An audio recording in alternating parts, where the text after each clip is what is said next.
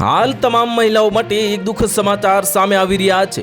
વાર્તા એક એવી સ્ત્રીની છે કે જેનું જીવન બહારથી આમ તો સામાન્ય લાગતું હતું, પણ જેના ગુનાહિત માનસમાં ઝેરની શીશી અને મનમાં લોભની આગ હતી।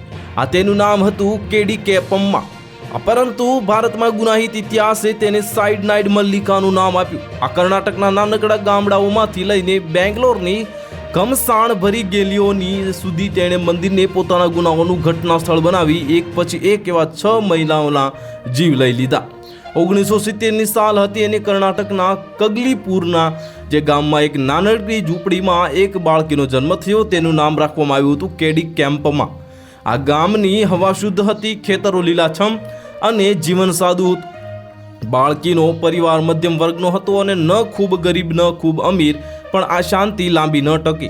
આ નાની ઉંમરે જ કેમ્પમાંના લગ્ન એક દરજી પુરુષ સાથે થયા। શરૂઆતમાં બધું ઠીક ચાલ્યું, તેમને 3 બાળકો થયા। એક નાનકડું કુટુંબ કે જે ખુશીઓથી ભરેલું હોવું જોઈએ, પણ ખુશીઓ તેના નસીબમાં નહોતી।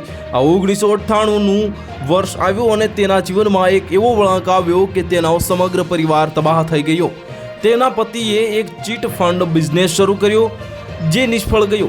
દેવું વધ્યું, લડાઈઓ વધી અને આખરે તેના પતિએ તેને અને બાળકોને છોડી દીધા। કેમ્પમાં એકલી પડી ગઈ। ઘરમાં ખાવાનું નહોતું, બાળકોને રડવાનો અવાજ ઘરમાં ગૂંજતો હતો। આ સ્થિતિએ તેના મનમાં એક અજાણ્યો ગુસ્સો પેદા કર્યો। તેણે નક્કી કર્યું કે હવે પોતાને રસ્તે ચાલશે, પણ કોણ જાણતું હતું કે આ રસ્તો ગુનાની દુનિયા તરફ જશે। તેણે ગામમાં ઘરેલું કામકાજ શરૂ કર્યું।